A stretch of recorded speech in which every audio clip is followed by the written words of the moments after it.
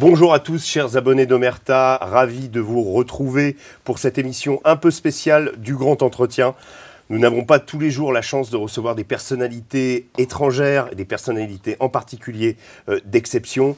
Aujourd'hui, je reçois Ahmad Massoud. Bonjour, vous venez d'assister à une conférence à Paris, vous êtes venu à Paris et au passage, vous repartez tout à l'heure pour le Tadjikistan, là où vous vivez. Donc, vous en avez profité pour faire quelques interviews et Omerta a la chance justement de pouvoir vous poser quelques questions. So I'm going to switch to English. Je vais passer en anglais et ensuite on remettra la traduction. So thank you very much for allowing us to ask you a few questions on your during your trip to Paris. I'm going to go back to the years that you came. You spent a lot of your youth in Iran. 2002, I went to Iran. Yes. For studying, and in 2008 I went to the EU for studying. And you studied in London, and then I went to London. I studied in London. In 2016 I came back and I went back to Afghanistan. Yes, so you came back to Afghanistan, and very early at that time you warned about the return to power of the Taliban.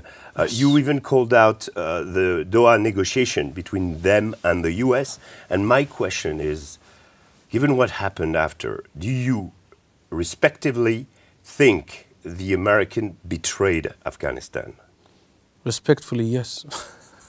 Yes? Well, the word betrayal is it's not politically correct, let's say. But unfortunately, they did make a mistake. Let me also clarify one thing. The political mistakes with the negotiation and withdrawal doesn't actually take away the honor and bravery of American soldiers who came and they fought for what they believed, for democracy, freedom, and also the intention they had for actually making Afghanistan a better place. So, respect to those people. They have sacrificed a lot. Put them aside. The decisions politically was horrendous. Throughout the past 20 years, especially the negotiation and also withdrawal. It was horrendous. It was a way to let you down. Did you feel like this when it happened? Yes, of course, because we believed not only they left the people of Afghanistan alone, but they elevated our enemy. The first part, it is easy to accept because Americans, there are foreign troops in a foreign country. They came and they would leave. We were very okay with it. But the part which is really hurting and it seems like a betrayal to people of Afghanistan was the elevation of enemy with negotiation and talking to them. When, after August 15, 2001, when the Taliban came to Kabul and conquered most of the cities, you voted to fight in Panjshir. Why wasn't it possible, like your father did after 1996?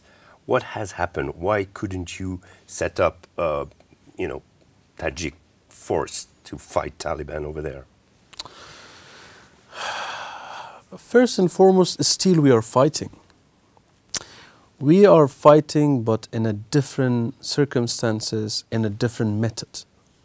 I will explain shortly why our method of fighting is different than my father. First and foremost, my father had an exceptional military talent. He was a military genius, and he had the government at his disposal. He had a big chunk of geography with him, and also there was, to some extent, a regional and international coalition of some countries against the extremism in Taliban. So you see, my father was not alone. he had his experience. He was already prepared before what happened because he was already the defense minister for so many years. Yes. So all of those things combined, it resulted in him and his companion from different ethnicity to manage to stay against this wave of Taliban. But this time, few things happened. First, all the constituencies that fought against the Taliban before, they were being DDR'd and DIAC. It was the two programs which took the arms of them away from them by Americans way before the collapse. Second, the Americans demoralized the soldiers on the ground with their negotiation with the Taliban and with their talk.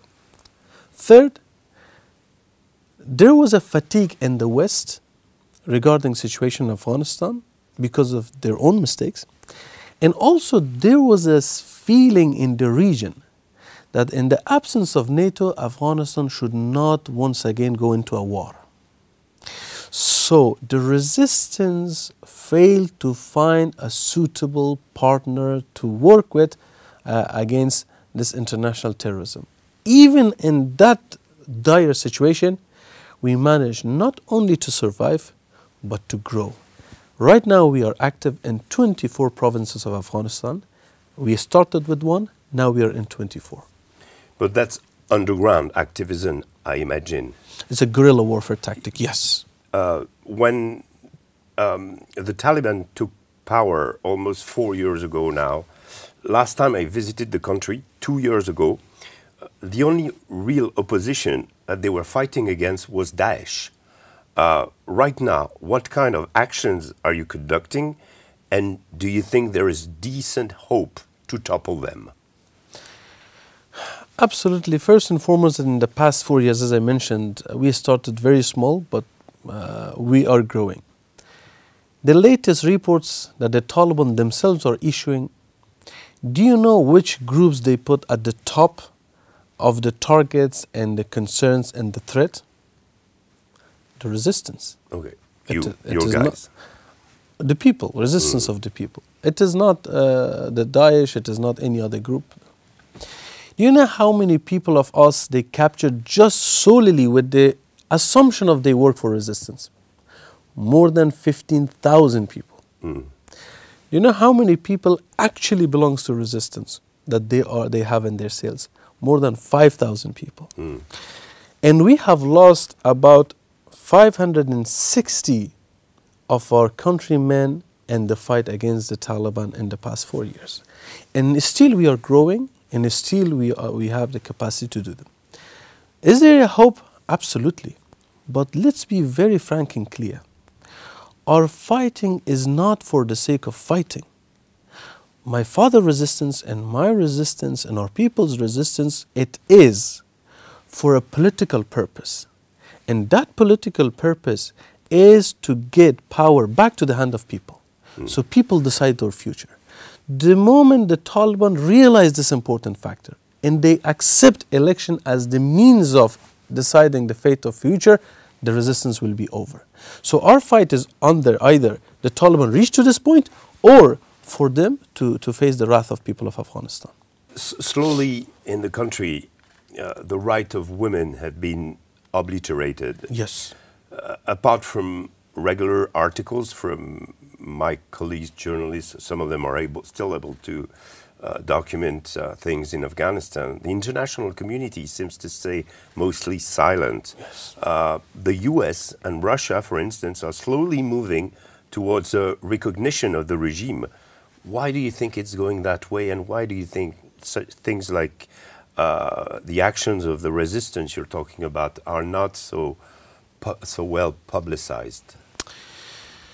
Well, I believe it has roots in the international politics, especially the geopolitical game. I believe after America left Afghanistan, they didn't want to deal with it. They were pouring money in it just to contain it.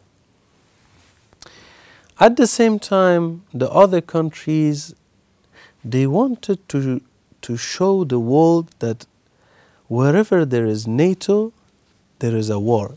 If they leave, there is going to be peace. And that is the reason they were trying to push for this narrative to show or to try to make it as peaceful, as calm as possible. However, in the midst of all these efforts, the action of Taliban speaks louder than anything else. West, East, us, even. As you rightly said, they obliterated, they removed, they destroyed any hope for the right of women. They destroyed any hope for a prospect, for a future of Afghanistan that contains a government or have a government that came through a legitimate means like election. They not only didn't cut ties with terrorism, that they are sponsoring terrorism. In the latest American report from the White House, they called Taliban a terrorist groups that sponsor terrorism. So you see a lot of these double-sided stories, these sort of, stories that counter each other. So it's all a part of a geopolitical game. And unfortunately, Taliban do serve a purpose in these geopolitical games. But the geopolitical games, they start somewhere and end somewhere. So therefore, the Taliban are a tool for a temporary purpose. And at the end of it, both America, Russia, West, East, all countries, I'm sure they all understand what Afghanistan needs is a legitimate government to be a legitimate partner for international community. Now I have a personal question. What do you expect from France and Europe in the past? Your father was successful by coming here in order to raise awareness on his country. Do you think you can follow his path, shed light on your country again, and that France and Europe is going to be instrumental in this again? I believe so. The thing is, I'm not going to be tired of locked doors or deaf ears. I have a responsibility toward my people.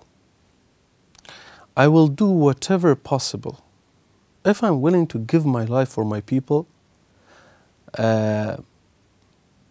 bearing the pain of some ears that don't want to listen or some doors that are locked, it is nothing compared to actually willing to give your life for your people. So as a person who feels responsibility to bring awareness to situation to my country, to be the voice of voiceless people of Afghanistan and try to bring back the hope to the land that because of the totality of the Taliban, people in the world are losing hope in this land. It is my responsibility, and I will keep knocking the doors, and I will keep pushing for the narrative that I speak, and I will keep trying to be and bring the hope for my people. Can I ask you this question? Is it possible for you sometimes to do trips to Panjshir, to go to see your people over there? Panjshir itself, no. The rest of the country, I keep it a vague answer. But you have contacts, of course, everywhere. Absolutely. My people, they're all inside Afghanistan. And the military leadership and the military committee, it's all inside Afghanistan. Okay. Yes. It was said, that's another topic, that Taliban have various components throughout the countries, that the religious leaders are in Kandahar, the more military people are, well, let's say, between Jalalabad and Kabul. Do you think that, do you see any signs or any hints that this world of Taliban, which was mainly brought because they had to fight a common enemy, which was the occupying force, is moving in, or are they still very united, and is their grip on Afghanistan very firm? In my opinion, after the 4 years, already even it went to media that some of the Taliban's famous personalities, they spoke against the continuation of the current situation. So I believe there are people within the Taliban that some conscience is left in them, that they see the continuation of the current situation as a crime.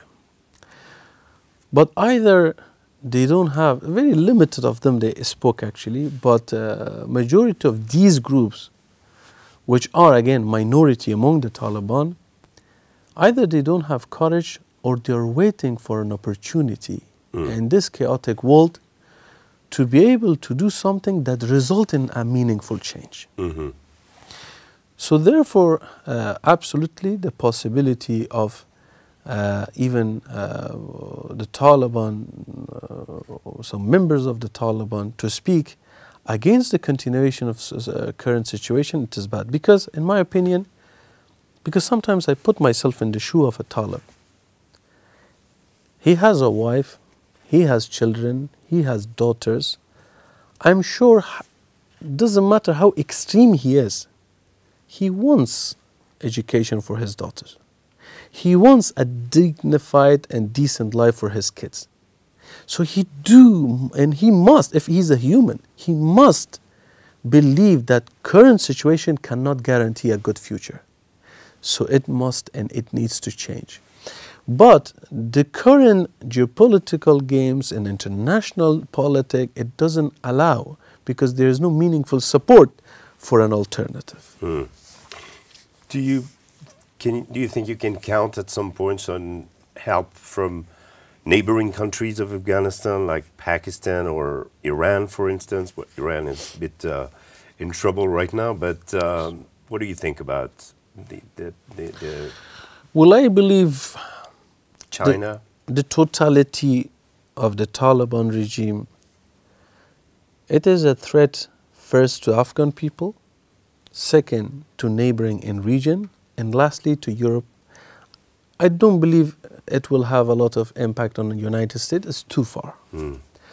But surely What do you mean with terrorism? With terrorism and mass migration and narcotics and so on and so forth. So the totality of the Taliban, it is the first and the direct threat, it is to the neighboring country. Already you are seeing the outpouring of this terrorism into Pakistan. So therefore, it is just a matter of time before the honeymoon of Taliban with their action, it will be over. And that support that you mentioned, surely it will come, maybe soon, maybe late, maybe from neighbors, maybe from outside world. But surely the current actions and behavior of the Taliban cannot continue. Thank you very much for answering our questions and giving us your focus on what's going on in Afghanistan. We wish you good, safe return, and hope to see you very soon in France. Thank you.